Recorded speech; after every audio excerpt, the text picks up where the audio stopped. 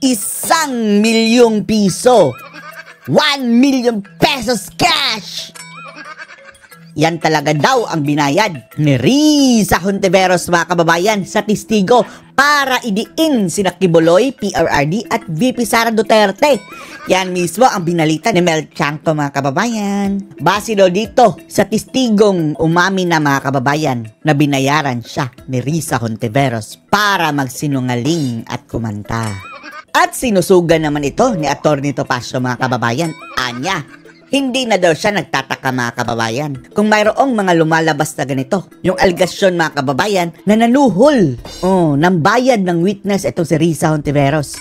Dahil ayon kay Topacio, alam niya yan eh. Hindi lang daw ito ang unang beses, mga kababayan, na mayroong algasyong pag-magic ni Risa Hontiveros sa mga witness, mga kababayan. Sa Makatwid, 3 beses na nga daw ito nangyari. Pattern na daw ito ni Risa Hontiveros, mga kababayan. At ang hamon pa ni Topacio, kasuhan mo ako, virus, para maiharap ko sa korte ang mga witness ko. Panoorin niyo po, ha. Binayaran lang umano siya ng 1,000,000 piso. 1,000,000 piso! Wow! Ano nga ba organisasyon galing niya si Risa Hontiveros? Akbayan? Bakit nagiging akbayan na yan? Akbayan na yan. Yan naaalgasyon sa kanya, ha? At ayon kay Topacio, maraming beses na daw niya yan ginawa Ni Senadora Risa Hontiveros. Itong problema nga rito kasi, pakinggan niyo, ha, si Topacio, mga kababayan. Hindi lang pala ito ang unang beses na mayroong magic sarap si Risa Hontiveros dyan sa mga witness niya, mga kababayan. Na karamihan ang dinidiin ang mga Duterte. mga tao rito sa ating pamahalaan o katulad niya si Risa Hontiveros. Risa diba, may Hontiveros. lumabas na witness na siya daw ay binayaran para siya ay mag-testify kay Apollo Kibuloy. Laban kay Pastor Apollo Kibuloy. Hindi lang kay Kibuloy. Maroon din siyang testimonya, mga kababayan, na umamin siya, ha, na pinabasa lang sa kanya, dinagdag na script, mga kababayan, ng company na Hontiveros. Yung pagbibigay daw ng baril na na VP Sara at kina PRRD. Yung tungkol sa baril daw, mga kababayan. Alam niyo po, hindi na po ako nagugulat dyan eh. Kasi ako personal. Nakausap kami na mga witnesses na binayaran. Sinasabi nila na binayaran sila ni Risa Hontiveros. Hindi pala unang beses, mga kababayan. Sige. Dapat, anong tawag dyan, bribery? Dapat makasuhan ng bribery ito sa Hontiveros, mga kababayan. Tawag instances personal.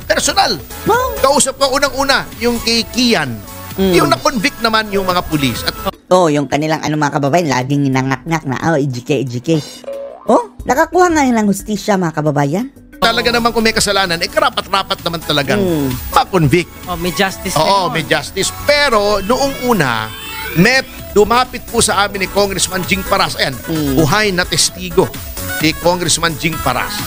Yung tatay ng isang bata, nagre-reklamo, minor ito kinuha daw yung anak niya sa kanya nang walang pahintulot ni Risa Hontiveros. Walang pahintulot? Ano na yan? Kidnapping na yan. So lumapit kami sa CIDG. Kasama namin yung tatay nagreklamo. Kaya yan, kasama yung isang opisyal ng CIDG, kasama yung VACC o yung Volunteers Against Crime and Corruption, kasama si dating Congressman Jing Paras. Pumunta kami sa Senado para kausapin ni Senator Risa Hontiveros. Pwede ba yan, mga kababayan, na kunin ng isa senador ang bata na walang pahintulot sa tatay? Natakot yata nung nalaman may CIDG, hindi kami hinarap, wala daw. Sabi noong staff niya. Although, sabi ng mga tao roon, nandun daw. Hindi na namin pinili, syempre. Nasa bulwagan ng Senado, mga kababayan, hindi rin yan pwedeng mahuli. If ever caught in the act. Ayaw naman nating bastusin yun, senador yun Senator of the Bastusin mo! Bastos din yun Yung si Virus, Republic. That's number 1, ha? Number 2, yung sa Farmally. Diba, hinarap namin. Sa Farmally. Dinidikit din nila yan, mga kababayan, kay Pangulong Duterte. Sa media. Yung isang witness na sinabi, binigyan siya ng pera, binigyan siya ng e-bike ni Risa Hontiveros sa pamamagitan noong abogada na connected kay Risa Hontiveros. Binigyan ng pera, nanuhol na naman, mga kababayan. Ano ba yan? Binigay lang na Walang rason. Ginagamit siyang witness, mga kababayan eh. Di Sohol. Miyembro ng kanyang staff. Oh, ayan, nasa akin pa yung video. Nandyan pa rin sa online yung testigo yun, yung video ng testigo. Kaya hindi na may pagkakaila yun. Yung kay Kian, nandyan pa rin po online pag ni-research nyo. Kaya etong lumabas pong testigo na nagsasabing binayaran na naman siya. Oh, hindi na kataka-taka. Ilang beses na to eh. Caught in the act sa mga kababayan ha. Hindi pa natin alam yung ibang testigo. Nung kakanta yun, baka malamang. Ewan din natin. Senator Risa Hontiveros para magtestigo laban kay Pastor Apollo Kibuloy, strike 3 na yan. Strike Risa Hontiveros. Out! So, at huwag niyong sabihin hearsay o patay hearsay. lamang sa mga media reports yung aming sinasabi sapagkat personal po nakausap ko. Abogado.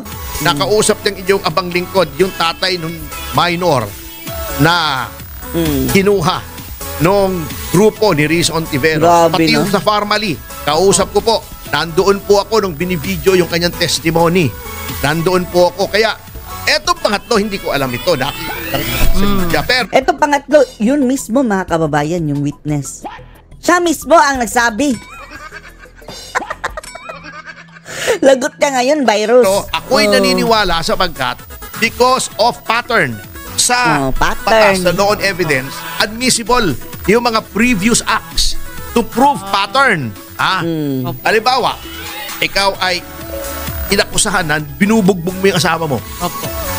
O yung binubugbog mo yung girlfriend mo. Okay. Paglalabas so ng dating girlfriend mo na sinabi, nabugbog din po ako. Hindi yun pattern pwedeng na. ebidensya na guilty siya na binugbog niya yung kasalukuyan niya. Pero supplementary, enough na mga kababayan para ma-establish ang behavior ng isang tao na ganyan talaga ang kanyang gawain. Pero evidence yun to show pattern.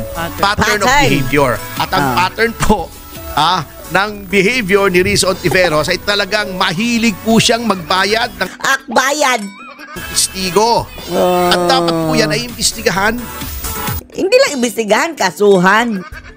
ng Ethics Committee ng Senado. At siguro may papayo ko dito sa abogado ni Pastor Kibuloy na naghain ng Ethics Committee complaint pagdating ng 20th Congress dun sa Senado. At sasamahan ko po siya kasi kailangan na pong tumigil itong ginagawang ito Oo, namihasa na si virus mga kababayan eh. ni Senator Risa Hontiveros. So, at saka, Risa, demanda mo ako ng libel para mailabas ko yung mga testigo. Challenge idemanda ng libel sa Topacio para mailabas ang kanyang testigo. Sige Risa, kung ayaw mong idemanda, di totoo ang sinasabi ni Topacio, takot ka nga. Ko na nagsasabi na binayaran mo sila. At least sagutin mo ito si Topacio. Sige. Diyan pa rin yan. Risa, sige, banatan mo ko. Sige. Magkupakan tayo. Bago may sasabihin pa sila, kaya daw tinitira, inuupakan ng iba si Risa Hontiveros, threat daw kay Sara Duterte. Ha? Diyos ko, kahit pa bigyan ng, ngayon pa lang, mga panya na yan si Risa. Sige, bigyan ng exemption. Maglagay talaga ng vote Risa Hontiveros for president. Sige, paunahin na. Ngayon pa lang. 3 years from now. At 3 years pa bago mag-eleksyon. Hindi pa rin yan, mananalong ugok na yan. Ambisyosa? Bakit matitreat si Sara dyan? Hirap nga yan makapasok ng senador. Ika-12 ba yun? Kung hindi pa siguro ewan lang natin. Hindi yan makapasok. Sa 2028, Sara Duterte po, naka 33 million votes. Si Risa, both times. Natalo pa nga yan sa Senado, di ba? Both times na nanalo siya, kulelat siya. Kulelat. So, threat ang pinagsasabi nyo. Pero attorney, God willing na lang kung sino ang maupo. Doon tayo maghintay. Pero dapat malaman natin ang karakter ng mga gustong magpangulo. Yun na, diba? tama. Sinisiraan nila si Sara mga kababayan eh. Di ba? Kung nagkataon mga kababayan na kampo ni Sara yan, na mayroong sinasabing testigo na binayaran ako ni Sara, ganyan. Wala na mga kababayan, para nang hindi na talaga titigil sa pagpuputak itong mga bayarang media. Ngayon parang wala lang sa kanila, isang news and then okay, move on. Kung kampo yan ng mga Duterte ganyan, na mayroong nagpasabog na di umano, grabe!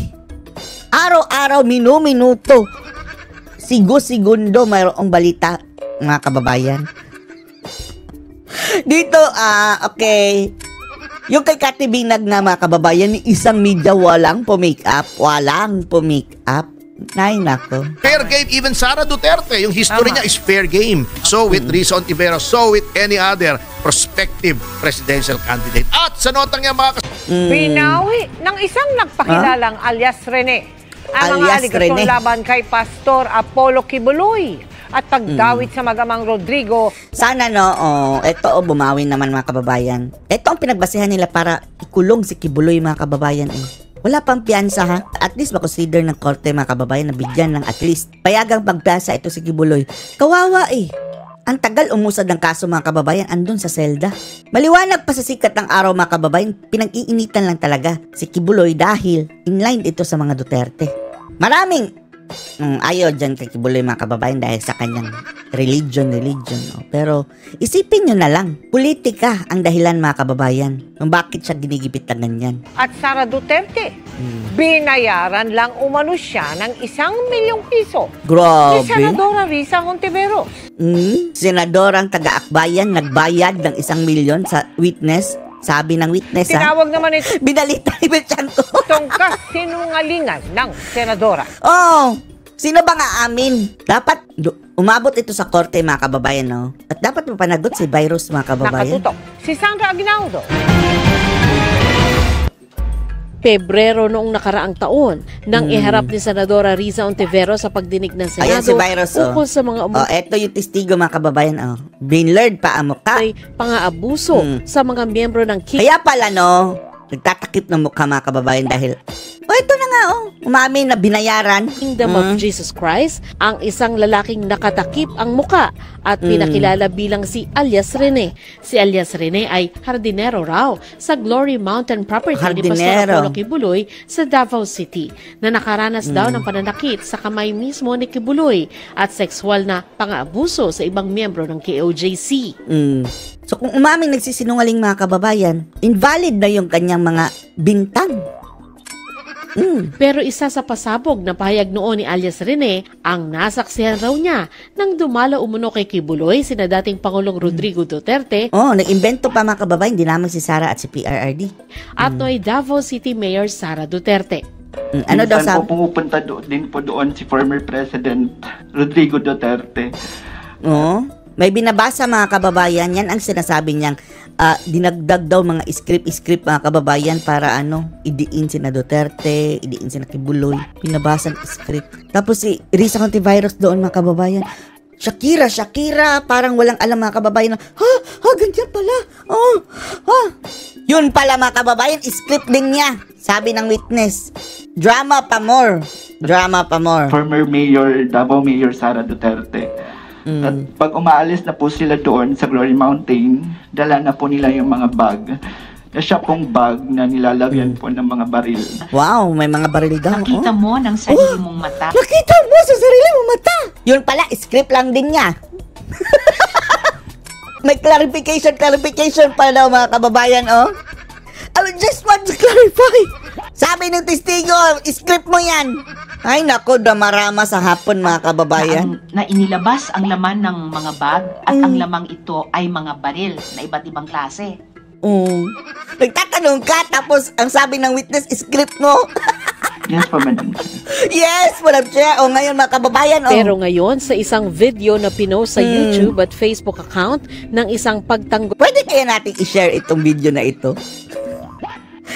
Pwede na, tingnan lang natin ng saglit, Valente, lumutang ang isang lalaking nagsasabing siya si alias Rene. Nag-alisa ng takip mga kababayan ng mukha, Ito kaibahan mga kababayan, doon sa Senado, blurred ang mukha, nakamask pa, nakahoodie pa.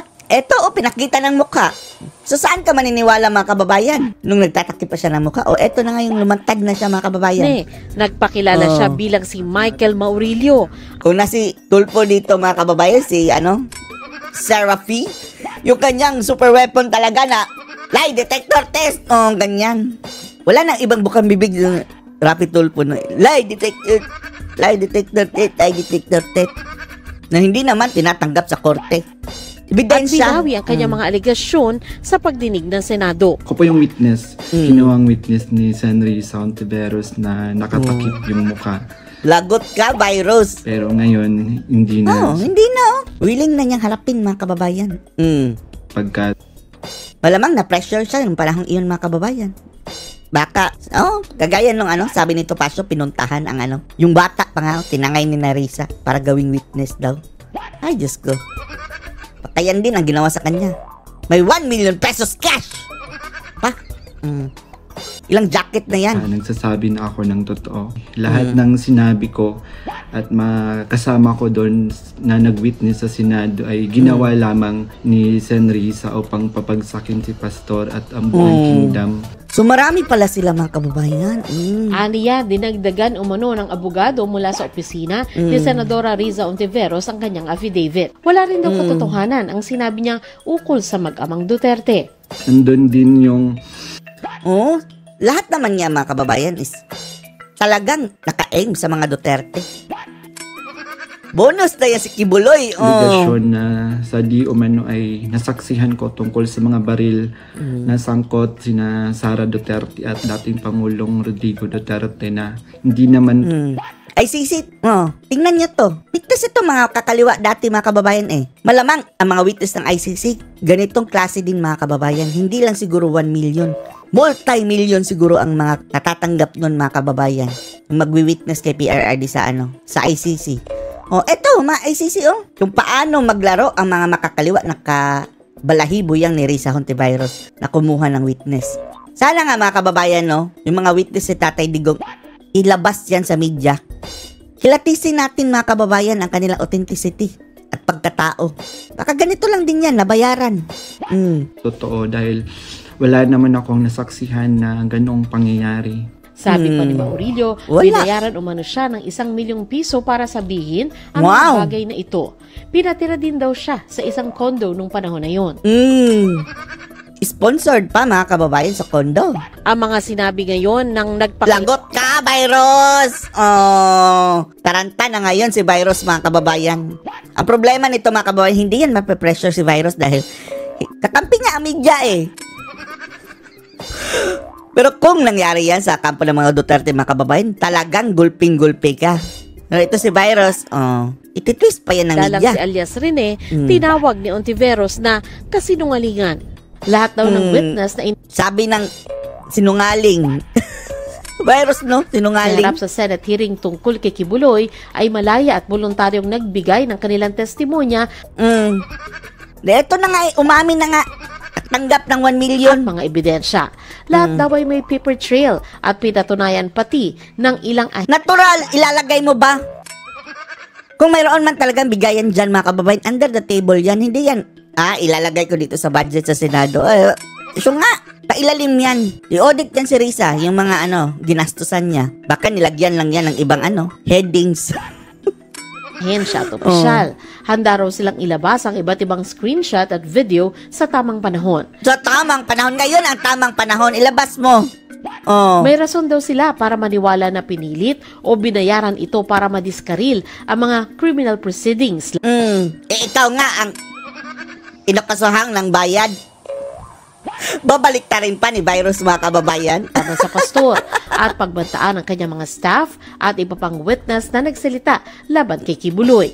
Naghahanda na raw sila ng legal na hakbang laban sa anyay harassment at sila pa nga. Bakit harassment ang isasampan yung kaso? Kasuhan nyo ng cyber libel. Kung hindi totoo. Intimidation. Hindi raw nila na-intimidate kayo doon? Pero sige, mas maganda, mga kababayan, na umabot yan sa korte, para talagang ang judge ang kikilatis, mga kababayan. Malalampasin ang mga nasa likod ng pananakot na ito. Pananakot? Ikaw natakot, Virus? Takot siguro talaga sila, mga kababayan, dahil nilaglag sila ng witness Sinusubukan pa namin kunin ang panig ni Kibuloy at ng mga Duterte. Kahit hindi na.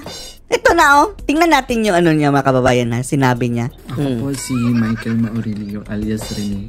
Hindi po ako pinilit. Michael Maurilio. Umamin na sa pangalan, mga kababayan, Ibig sabihin na, mga kababayan, wala na script dito. Hindi yung kagaya ni Risa Hontiveros. Pangalan niya alias Rene. Ngayon, full name na ang ginamit. Wala pang takip sa mukha. So, sino ang mas credible ngayon, mga kababayan? Nung time na andun siya? O etong nagpapakilala, mga kababayan, sa kanyang totoong pagkatao. Sige, kilatisin nyo ako. Yan ang kanyang sabi, mga kababayan. Na magsalita ng katotohanan. Kusang loob ko pong inilalahad ang mga nagawa kong kasalanan at mga plano laban kay Pastor Apollo C. Quiboloy. Nakonsensya na yan, mga kababayan. Ng ministry. Ako po yung witness, kinuwang witness ni Senrisa Hontiveros na nakatakip yung mukha. Pero ngayon, na Shakira, na-shock pa si Virus, mga kababayan. Ha? Talaga? So, ibig sabihin? Hindi na, sapagkat nagsasabi na ako ng totoo. Binayaran po ako ni Senrisa Hontiveros para mag-testify laban kay PRRD, Pisara at kay Pastor Apollo C. Quiboloy. Ito ang mga kalibre, mga kababayan, na witness ng mga makakaliwa. Lahat ng sinabi ko at kasama ko doon na nag-witness sa Senado ay ginawa lamang ni Senrisa upang papagsakin si Pastor at si Risa talaga ang nasa likod. Ang mga jablong iyan, mga kababayan. Buong kingdom at kunin ang kanilang mga ari-arian. Ngayon po ay hinahanap at tinatakot ako ni Senrisa. Tinatakot siya ni Risa Virus, mga kababayan. Ako po ay dating full-time worker ng Kingdom of Jesus Christ na pinamumunuan ni Pastor Apollo Quiboloy.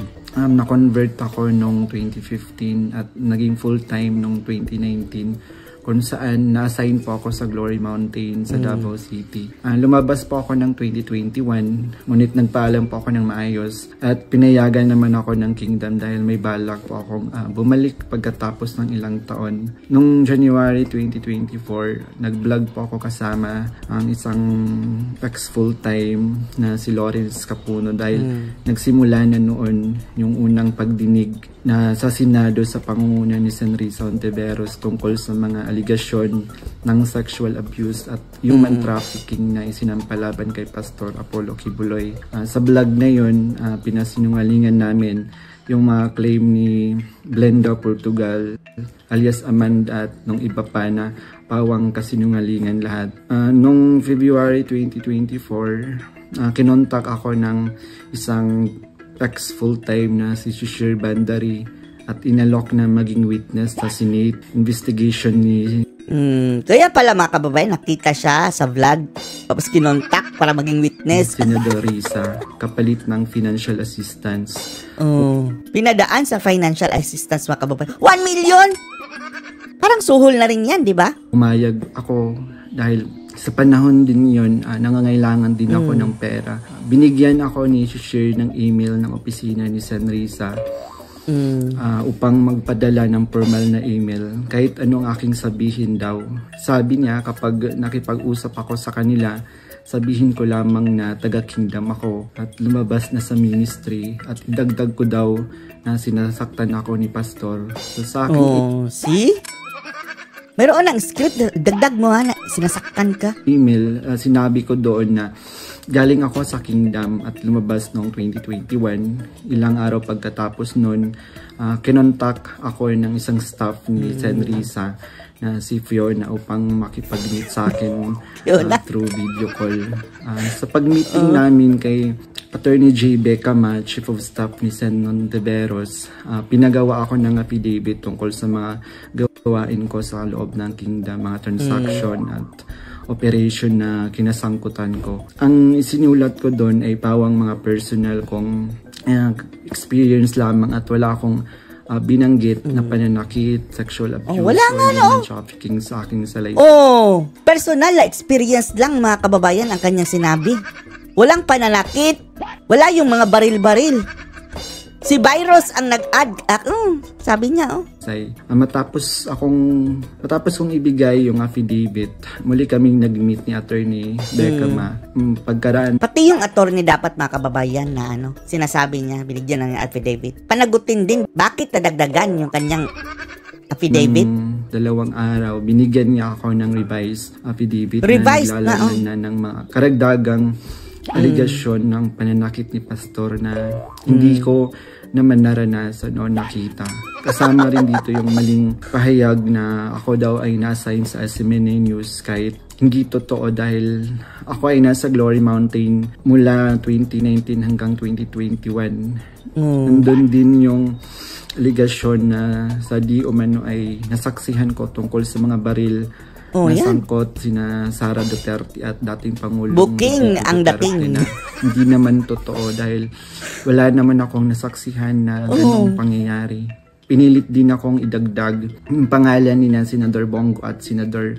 Eto no, false mga kababayan no, accusation na finid sa kanya. Dapat makasuhan ito si Risa mga kababayan. Hindi basta-basta itong nangyaring ito mga kababayan. Nakulong si Kibuloy ng walang mga kababayan. Walang piyansa dahil dito. Bato de la Rosa sa affidavit. Pansin niyo ang pattern mga kababayan ha. Diba? Si PRRD bago siya kinulong mga kababayan, mayroong hearing ang mga bangag, Quadcom. Later on, kulong si PRRD. Bago na kulong si Kibuloy, anong nangyari? Mayroong hearing, kakampi ni bangag, si Risa Hontiveros. At umamin pa binayaran. Kulong si Kibuloy. Bago kinasuhan si Roque, anong nangyari? Mayroong hearing, binawit sa Pogo. Ayan. Si Sara mga kababayan, yan ang kanilang pattern din. Di ba pinapakasuhan, kaliwat ka ng kaso, sa NBI, Ombudsman. Dahil yan din ang kanilang purpose mga kababayan, ipapakulong. Pattern na mga bangag. Palit ng mas malaking halaga ng pera. Pero hindi ko na sila isinama kasi baka umattend sila sa hearing at magtanong at ma-corner ako. Yung pag-appear ko sa Senate, ay may reward na 500,000 na ibinigay nila sa akin. Ala namin 1 million sabi ni Melchianco. At dagdag na 500,000. Okay. Nang isinama ko si Sara Duterte at si dating Pangulong Duterte. Wow! Isinama sa affidavit si Sara, 500,000. Grabing pera. So, 1 million po lahat. Isali mo na lahat. Paano kung isanali mo si BBM? Baka sana sinali niya si BBM para na mga kababayan, mapulido ang testimonya. Binigay sa akin. Isang linggo before ang Senate hearing noong February 19, 2024, pinatira ako sa isang kondo kung saan ako ay biniriefing. Tinuruan tungkol sa mga dapat na isasagot ko sa tanong ni... Bakit tuturuan pa kung witness ka? Kung witness ka, bukas sa iyong kalooban ang iyong sasabihin mga kababayan kahit wala pang turo-turo na ganyan. Dahil matitaint mga kababayan ang iyong testimony kapag tuturuan ka pa ng kung ano-ano. Senador Risa. So sa araw ng hearing, umiyak ako dahil sa konsensya habang binabasa ko yung script na alam ko naman na hindi totoo at hindi ginawa ni Pastor ng Kingdom. Pagkatapos ng hearing, tinago ako ni Sen Risa sa kanyang kondo sa Manila at inutusan na maghanap pa ng ibang pwedeng maging witness kapalit ng pera dahil kapalit ng pera pang hearing. Tapos lalagyan ng kung ano-anong mga inputs mga kababayan na hindi totoo. Sa buong taon ng 2024, nanirahan ako sa condo ni Sen Risa at nung January 2025 lumipat ako pansamantala sa isang safe house kung saan nakasama ko doon sina Mutabato at iba pang mga andun! Ibig sabihin mga kababayan, sila talaga ang taga-Kanlong. Andun sila Mutabato ng extrajudicial killings. So, sa bawat... Yan ang mga kalibre ng mga witness mga kababayan sa ICC.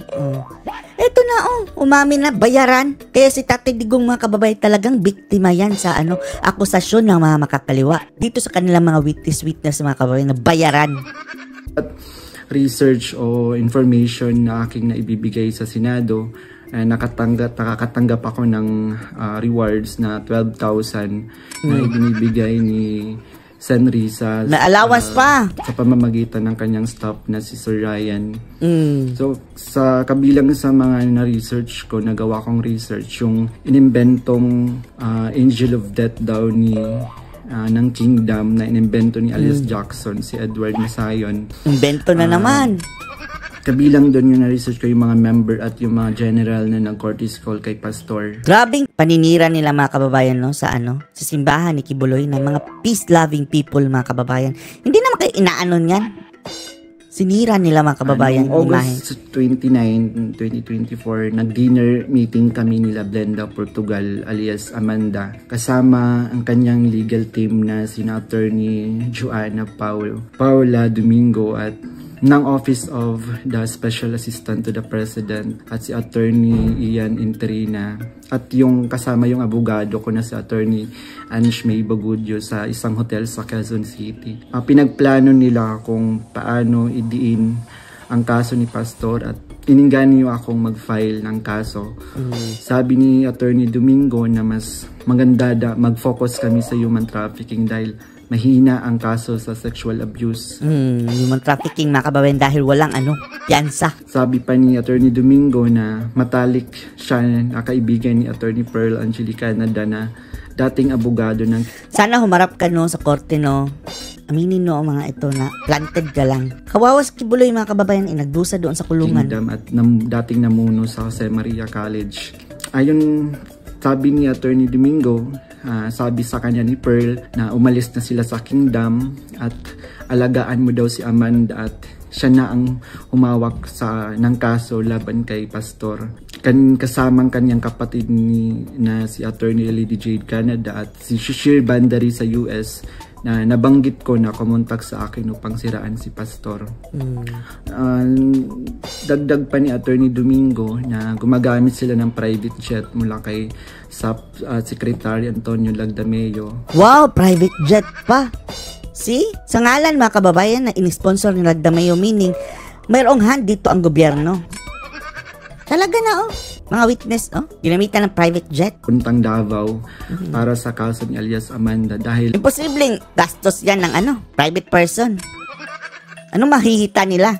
Sigurado mga kababayan binayaran din yung private jet. Sinong nagbayad? Bakit andun ang pangalan ni Lagdameo? Sabi ni Attorney Domingo, ito ay para sa seguridad nila sapagkat may natatanggap daw silang security threat. Nung mga panahon ganito kasama ang gobyerno ng mga kababayan.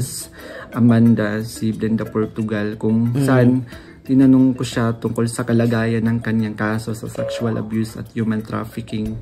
Sinabi niya sa akin na mahina daw talaga yung kaso sa sexual abuse sa Pasig at gusto na niyang sumuko. Kaya lang may mga nagsusulsul daw sa kanya na ituloy pa rin yung kaso. Nakiusap niya lang siya sa akin na tulungan ko siyang maging witness sa kanyang kaso sa human trafficking. At nanghingi pa siya ng ebidensya kung meron daw akong naipon or naitago ng mga patunay sa sexual abuse. So, ipinaliwanag ko sa kanya na wala nga sa kanyang original na affidavit mga kababayan. Ang affidavit lang niya kung ano ang ginawa niya doon sa Glory Mountain. Wala nga doon mga kababayan, mga kabalastugan. Wala akong ebidensya dahil hindi ako kasama sa mga pangyayaring iyon dahil nagsimula lamang ako bilang full-time noong 2019 at hindi rin ako biktima ni Pastor kaya wala akong maibibigay na ebidensya. Tinabi ni alias Amanda na mag-focus na lang ako sa human trafficking at maghanap ng mga ebidensya kung mayroon pa akong naitatagong impormasyon. Sinabi ko sa kanya na maghahanap ako ngunit wala talaga akong ebidensya dahil hindi naman talaga totoo ang mga aligasyon. Sabi ni Attorney Domingo na hinahanapan daw nila ng butas upang makasuhan at madisbar si Attorney Israelito Torion.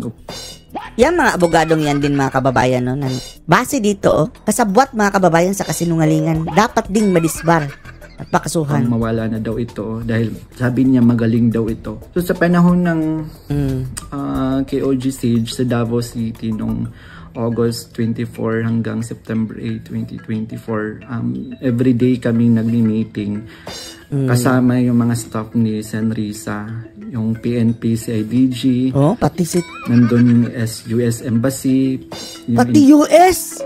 Grabe. Ang CIDG nun makababay si Torre. BI, ang Department of Justice. Ay, hindi pa pala si Torre. Pero andun daw ang FBI at Department of Justice. Yung mga tumiwalag sa Kingdom mula sa Amerika na sina Ann Lagerder at Arlene Stone. Bakit nakikialam mga kababayan ang mga US Embassy dito? Ang gobyerno. Hayaan na muna ang prosecution sana mga kababayan. Talagang inoperate mga kababayan. Tingnan nyo. Kaya naaawa tayo kay Kibuloy Hindi natin sinasabi mga kababayan na makakibuloy tayo. Hindi. Pero based dito sa mga circumstances, mga kababayan na ating nakikita, inaapi si Kibuloy, mga kababayan. Pinag-uusapan ang Tina-target. plano kung paano ma-extradite or ma-extraordinary rendition si Pastor sa US at paano pabagsakin ng kingdom. Ang pangunahing pinag-uusapan, Yung kaso ni Kibuloy, mga kababayan, is parang testing yan nila, mga kababayan, sa ano. Ang next step nila sa na doon is, preparasyon natin ito para ano, kung si Duterte na ang ating ipapatapol sa ICC, madali na. Alam na natin ang mga gagawin. Pareho silang nasa Davao City Pero ang nangyari, mga kababayan, isa-isang na-dismiss yung kaso ni Kibuloy sa Amerika. Paano na natin marirendition ito? Dukutin na lang natin ito sa Duterte, mga kababayan.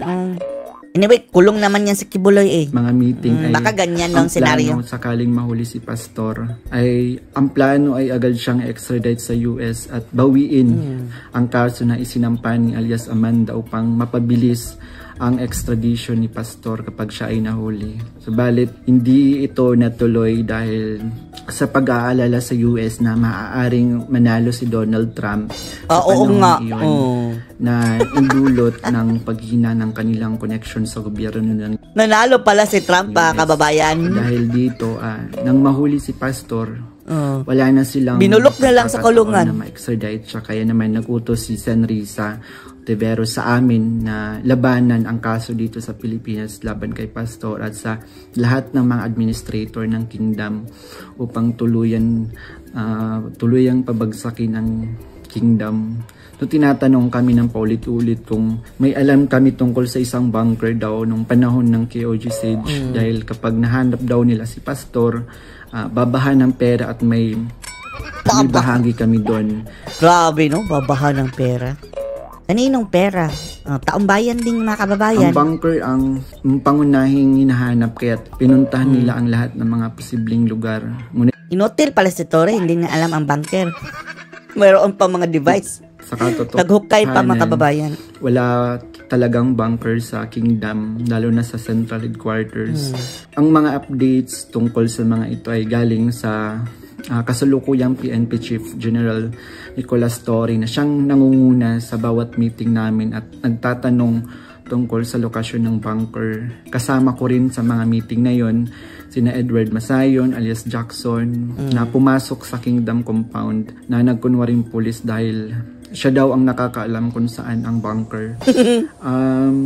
Kasagsagan ng Sage ng message sa akin si Fiona, staff ni Risa, na sa pamamagitan ng WhatsApp na sinabi niya na dapat ko daw tanggalin sa kaso ko si June Andrade dahil isa daw siya sa amin na nagbibigay siya ng mahalagang impormasyon.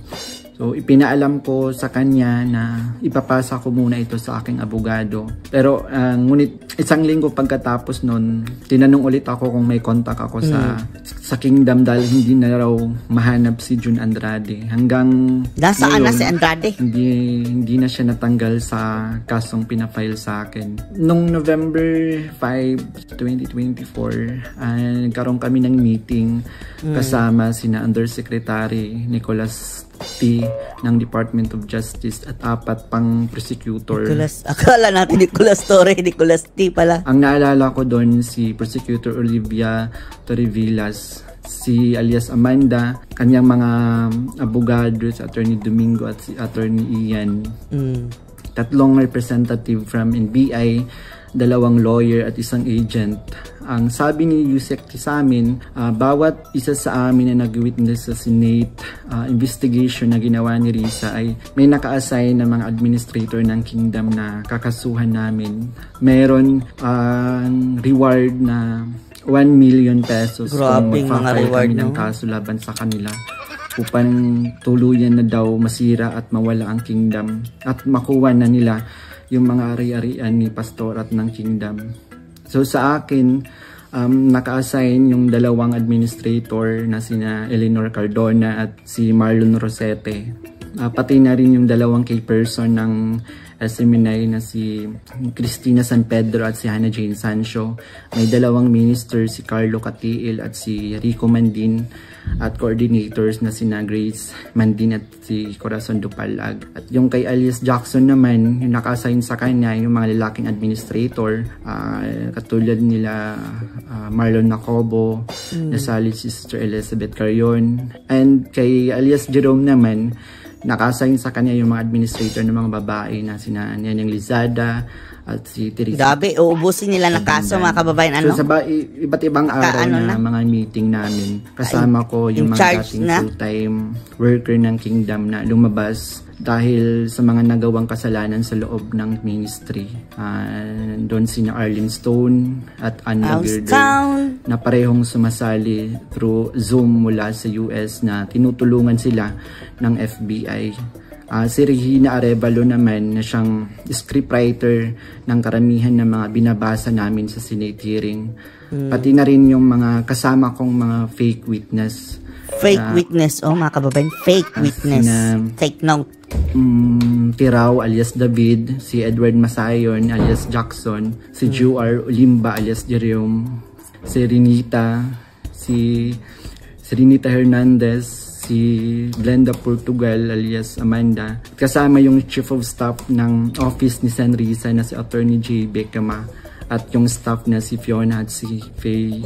So hanggang sa ngayon, paggawa ko ng affidavit, patuloy ang surveillance at mga planong raid sa mga ari-arian ng Kingdom, kabilang ang mga Kingdom Light Congregation sa iba't ibang bahagi ng Pilipinas, yung SMNI building sa Makati, yung KOG Central Headquarters sa Davao. Bukod dito, tinatarget din yung mga anak ng mga full-time workers, ng mga biktima daw ng human trafficking at child abuse. Ngayon po ay lumalabas ako upang ilahad ang katotohanan na ang lahat ng ito ay gawa-gawang kaso at plano lamang pabagsakin si Pastor at ang buong Kingdom Ministry at kunin ang kanilang mga ari-arian. Hindi ko na masikmura yung mga ipinapagawa ni San Risa na kasinungalingan at ang pamimilit niya na magsampa ako ng kaso kapalit ng pera. Wala pong ginawang mali si Pastor sa akin. Tapos ang sabi ni Risa, harassment. Binulgar ka harassment. Kung hindi totoo, bakit hindi mo kasuhan ng mabigat na kaso aside sa harassment? Puro kabutihan ang aking naranasan habang nasa loob pa ng Kingdom. Lahat ng ito, sinabi ko ay upang ipagtanggol ang katotohanan kahit nakakatakot dahil sa mga malalaking Tapos, delikado pa to kay Bangag mga kababayan. Tao yung sangkot. Na-mention niya DOJ, US Embassy, Lagdameo. Ito na yung panahon upang tumindig para sa katotohanan at humihingi ako ng tawad sa Kingdom family, lalo na kay Pastor Apollo Kibuloy sa mga nagawa kong mali at kasinungalingan. Anong masasabi niyo dito mga kababayan? Post your comments below.